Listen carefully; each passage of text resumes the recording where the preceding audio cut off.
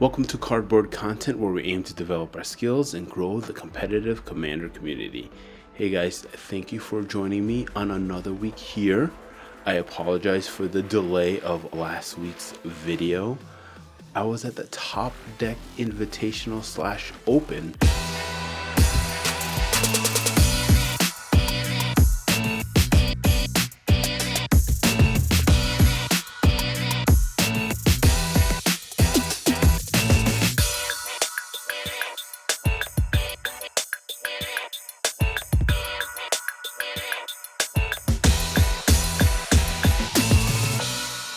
Competed in the Open myself.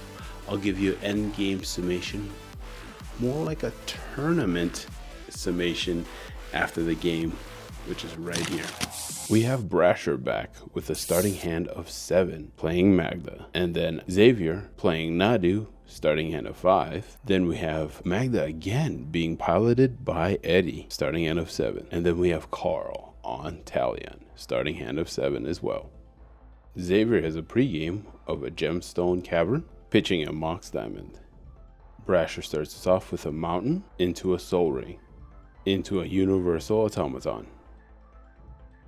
We move on to Xavier's turn. He plays a Forest into an Invasion of Ikoria for 0 and puts a Dryad Arbor into play and then passes turn. On Eddie's turn, he plays Mountain, then casts Magma Spray, targeting Universal Automaton. He passes turn to Carl.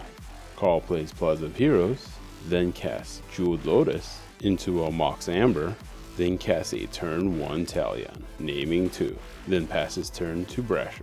Brasher plays a Holdout Settlement into his commander Magda, which triggers Talion. Carl draws, and Brasher loses 2. Brasher uses Holdout Settlement to tap Magda to net a treasure and get a red mana, then casts Goblin Engineer, which also triggers Talion, and then Brasher puts an Adaptive Automaton into his graveyard, and then passes turn. Xavier plays Cavern of Souls, then casts Phyrexian Metamorph. Carl responds by casting a March of Swirling Mist, pitching a Spell Pierce. He targets Talion and Magda and phases them out. Phyrexian Metamorph resolves, and Xavier chooses Dryad Arbor, and he passes turn to Eddie. Eddie plays Mountain, then casts his commander Magda, which doesn't trigger Carl's Talion because it is phased out. On Carl's turn, he plays Polluted Delta, then casts Soul Ring, then casts Mana Vault, moves into combat and attacks Xavier. On Brasher's turn, he activates Holdout Settlement to net a treasure and a red mana. Bottle Cap Blast, targeting Eddie's Magda. Bottle Cap Blast resolves. He goes up to 6 treasure and immediately sacks 5 to get God Pharaoh's statue, and then passes the turn and each opponent loses 1 life. On Xavier's turn, he casts Nadu. Carl responds by cracking his Polluted Delta for a Watery Grave and then casts Subtlety, pitching a Gilded Drake. And then Nadu gets put on Xavier's library. We move on to Eddie's turn. He plays Mountain and then passes the turn. On Carl's turn, he plays Scalding Tarn, then casts Orcish Bowmaster and targets Magda with Orcish Bowmaster's ETB. Then Carl moves into combat with Talion and attacks Brasher for 3. We move on to Brasher's turn. He recasts his commander Magda. He takes 2 from the Talion and Carl draws a card. Brasher activates Holdout Settlement to net a mana and a treasure, activates Goblin Engineer to put Adaptive Automaton into play, and then passes turn to Xavier. Xavier recasts Nadu and then passes turn. On Eddie's turn, he plays Ancient Tomb, then casts Academy Manufacturer. On Eddie's end step, Carl cracks his Scalding Tarn for Undercity Sewers and then surveils a Reliquary Tower into his graveyard. He casts Arcane Signet, moves into combat and attacks Brasher for 3 again. On Brasher's turn, he activates Holdout Settlement, this time tapping Adaptive Automaton, which triggers Magda, and he nets a red mana.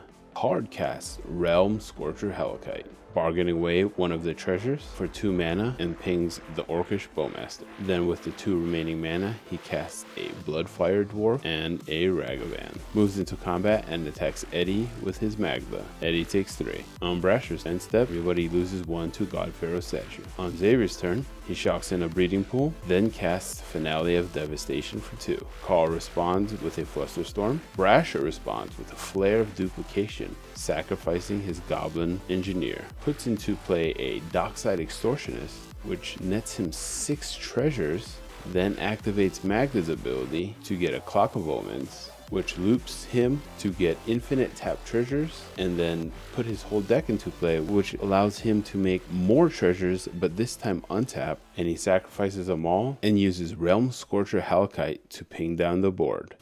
Good job, Brasher. Congratulations, Brasher, again for that win line. It seems like you had the position for most of the game.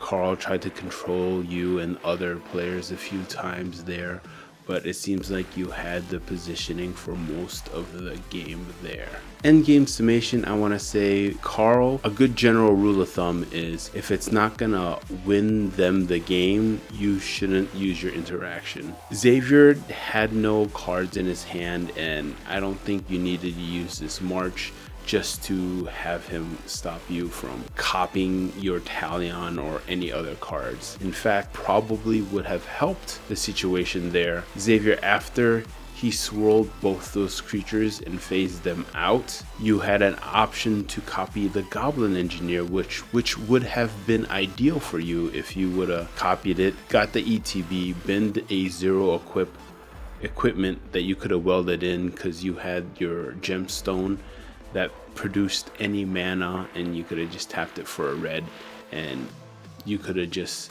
continued your Nadu line from there. Again, on this play, Carl, you attacked Xavier, which he only had 1 card in his hand. He wasn't the biggest threat. You could have attacked the Magda players, or you could have just sit back and prevent them from attacking you and having a 3-4 blocker against any of the Magdas. In this play, Brasher, you could have min-maxed a bunch of your abilities and mana.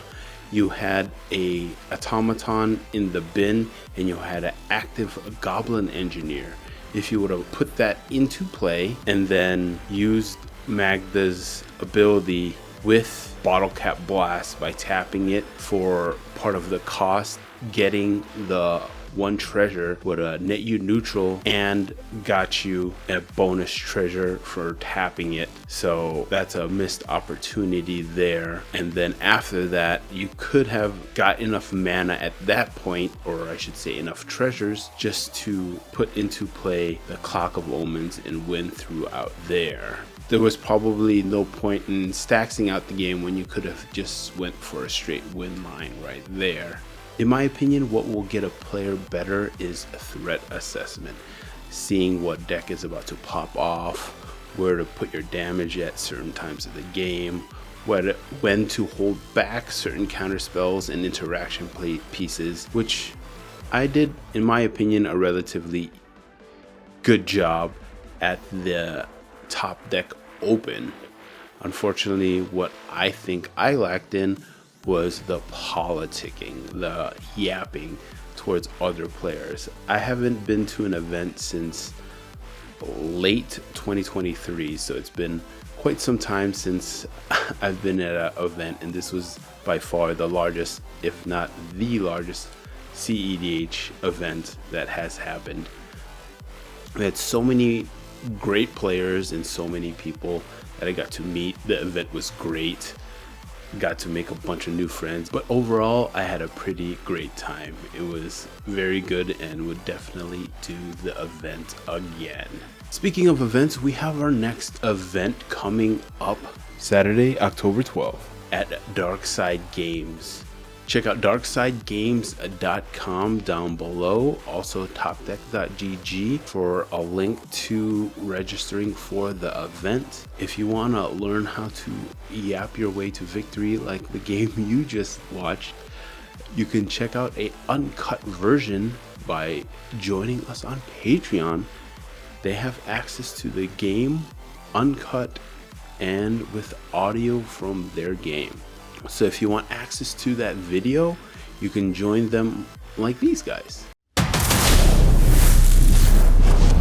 With great power comes these patrons. Starting off with our tier 2 content consumers, Big Yoda at 7 times. We have Aaron back, and he's at 6. Marcus at 5, Dylan at 5, Troy at 5, and Rodrigo. Now moving on to our tier 3 cardboard cutouts.